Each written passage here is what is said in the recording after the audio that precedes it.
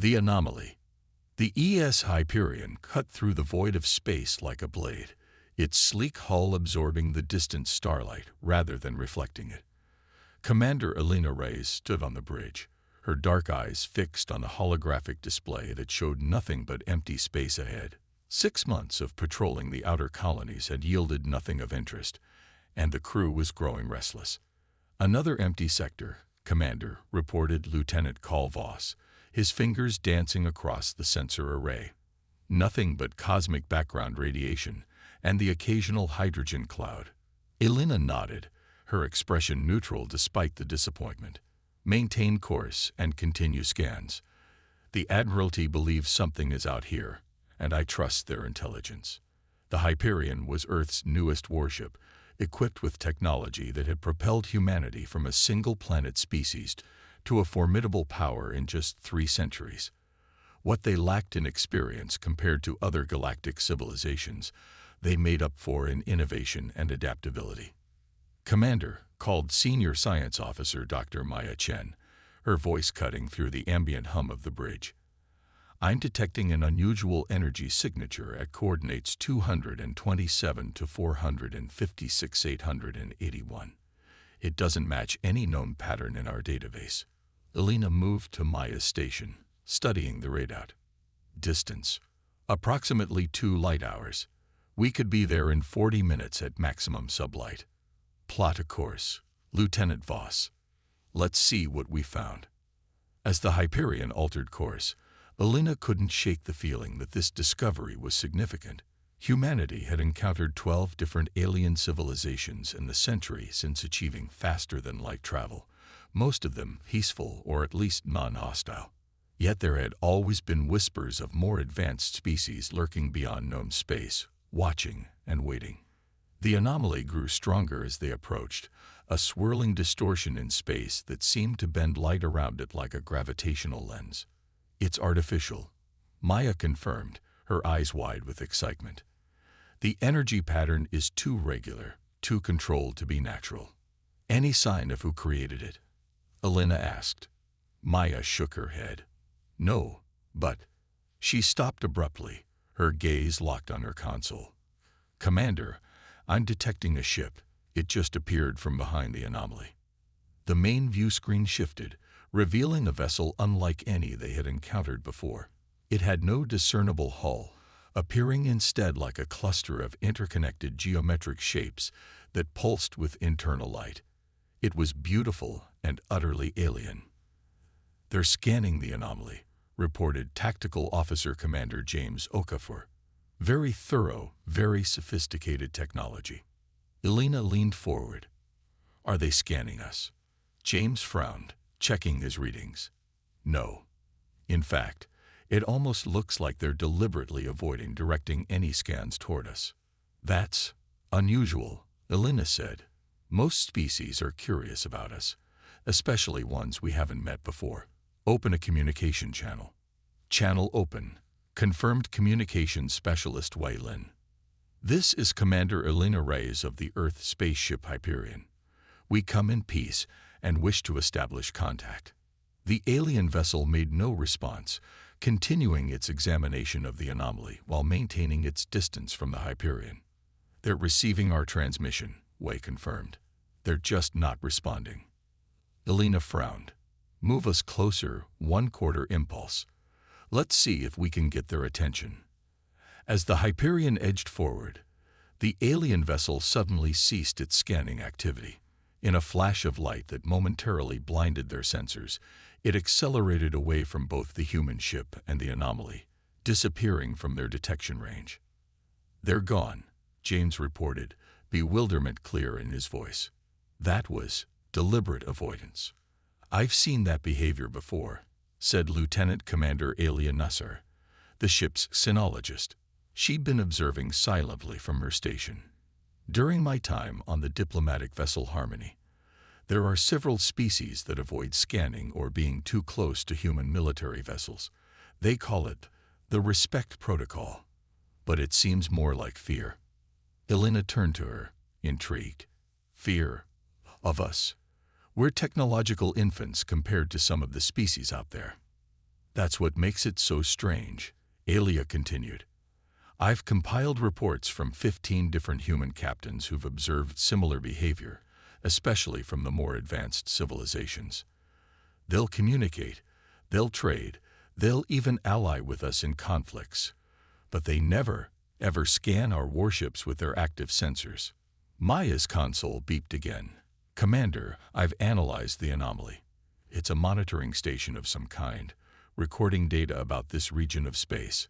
And based on the alien ship's behavior, I believe they were retrieving that data. Elena considered this information. So they're observers, studying this region, perhaps studying us, but from a distance. And they're afraid to scan us directly. Why? I have a theory, Maya said hesitantly. When we reverse-engineered the Arcturian drive technology 50 years ago, we didn't just copy it, we modified it. Human ships use a unique power matrix that no other species employs. Perhaps there's something about that matrix that makes scanning us problematic. We need more information, Elena decided. Lieutenant Voss, can you track the direction that alien ship went? Yes, Commander. They left an ion trail despite their advanced propulsion. Then set a course. Let's find out why an obviously advanced species is afraid to scan a human warship. The Hyperion pursued the mysterious vessel for 3 days, following its erratic course through increasingly unfamiliar space. They passed through regions where stars seemed older, dimmer, as if this part of the galaxy had aged faster than the rest. On the 4th day, they found not the ship they were following, but a vast space station orbiting a neutron star. The station was constructed of the same geometric shapes as the vessel, but on a much larger scale.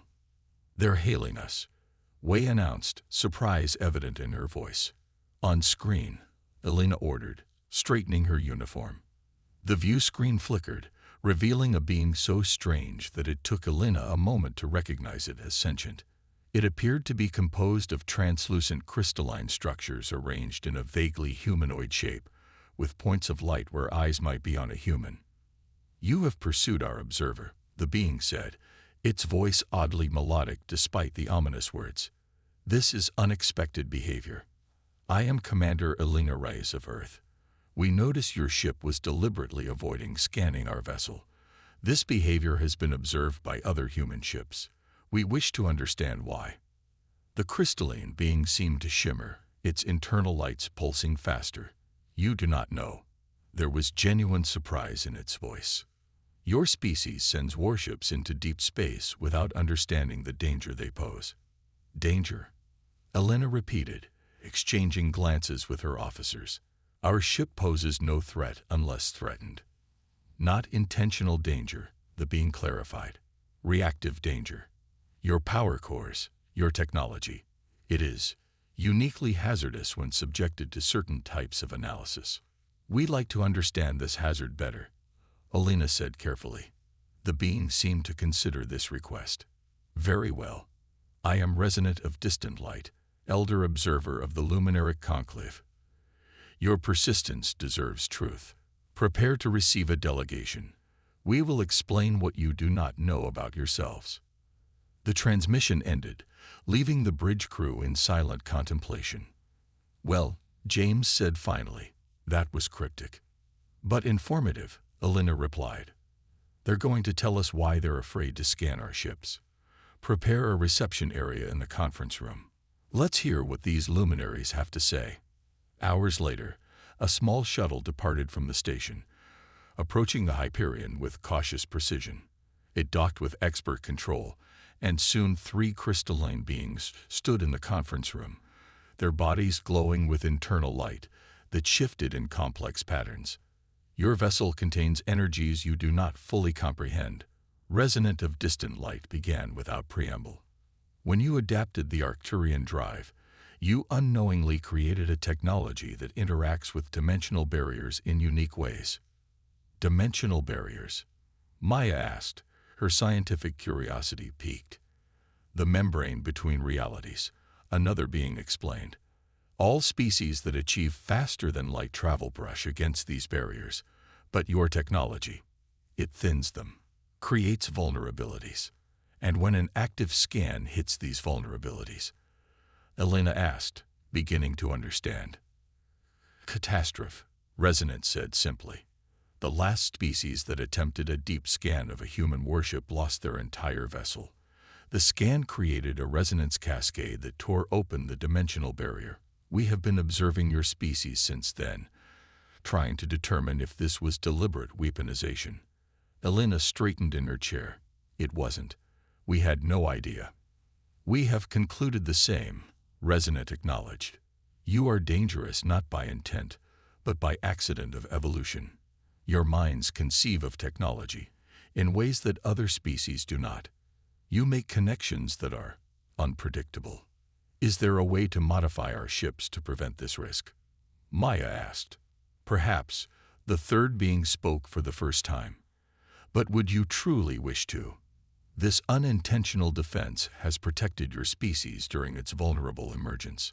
Many would have conquered you otherwise.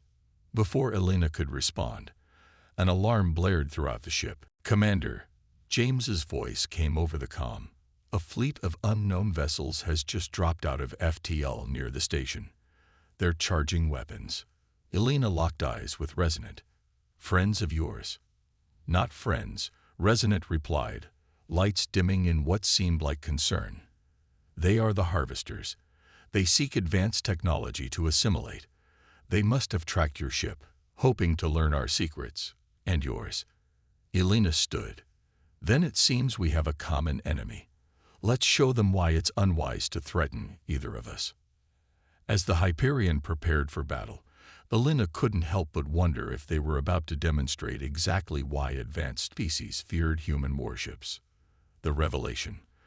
The Hyperion's alert klaxon reverberated through the hull as the crew raced to battle stations. On the bridge, Elena assessed the tactical display with practiced calm. 6 vessels, unknown configuration, James reported. Energy readings suggest weapons far beyond our current technology. They're deploying some kind of energy net around the luminaric station. Resonant of distant light stood beside Elena, the crystalline being's internal lights pulsing with obvious concern. The harvesters seek to extract knowledge through force.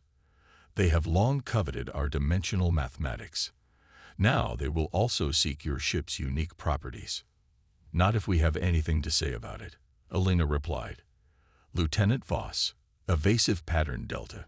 James, ready defensive systems, but hold weapons fire until my command.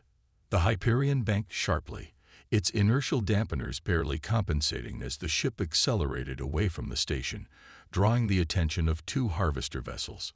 They're pursuing, James confirmed. And scanning us, Commander. Heavy active scans probing our hull. Resonant's crystalline form suddenly brightened in alarm. You must disable their scanning systems immediately. If they map your power core's resonance pattern. The warning came too late. One of the pursuing harvester ships suddenly shuddered, its sleek form distorting as if seen through rippling water. Bright energy cascaded across its hull in fractal patterns. What's happening to them? Elena demanded. Maya's fingers flew across her console. Their scan penetrated our engine core's containment field. It's creating some kind of feedback loop through their scanning beam.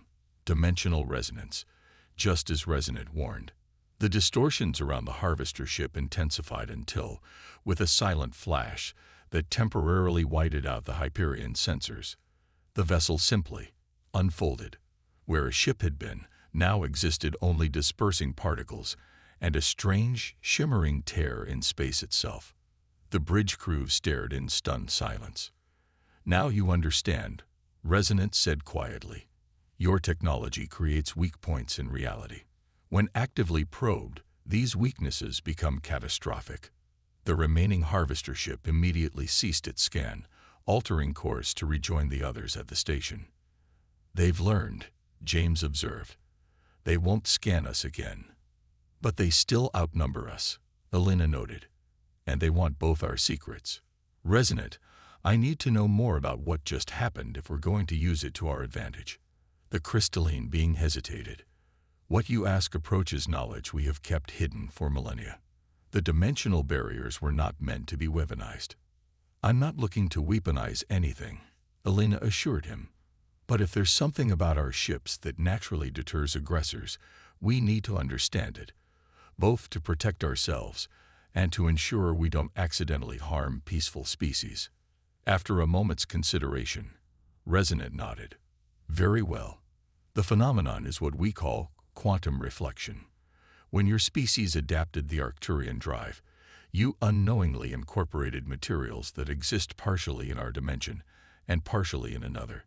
Your engineers, lacking certain fundamental concepts, created workarounds that no other species would consider, solutions so unorthodox that they accidentally tapped into dimensional energy."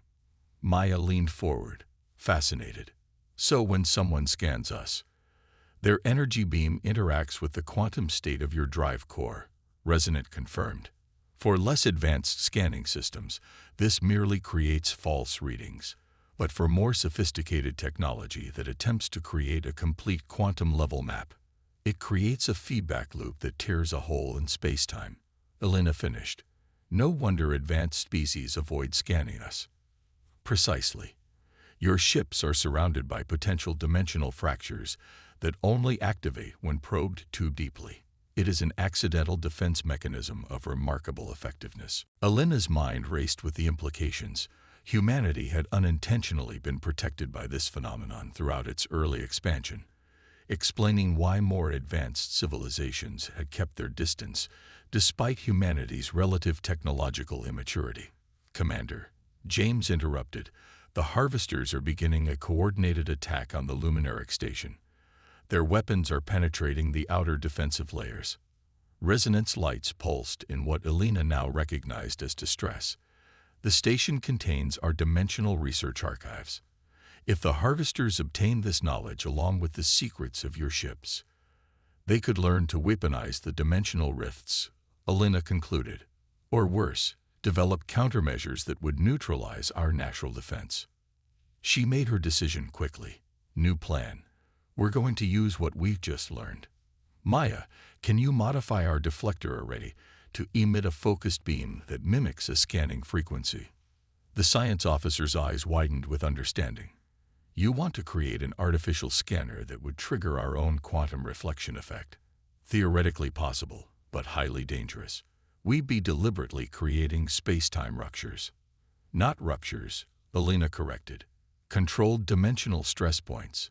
Enough to disable their ships without destroying them completely." Maya nodded slowly. "I'll need to work with Resonant. The luminaric understanding of dimensional mathematics is essential if we want precision." "Make it happen," Elena ordered. "James, keep the Harvesters occupied. Defensive maneuvers only. Stay just within weapons range, but don't let them hit us with another scan." As Maya and Resonant hurried to engineering, the Hyperion engaged in a dangerous dance with the Harvester fleet. Their superior technology was evident in the precision of their movements and the power of their weapons, but they now maintained a careful distance from the human vessel, clearly wary of its unpredictable nature. "They're adapting," James warned after 30 minutes of cat-and-mouse tactics, "beginning to coordinate their attacks to herd us toward the neutron star. If they push us into the gravity well." Elena nodded grimly. "Status on Maya's project." "Ready for testing." Maya's voice came over the comm.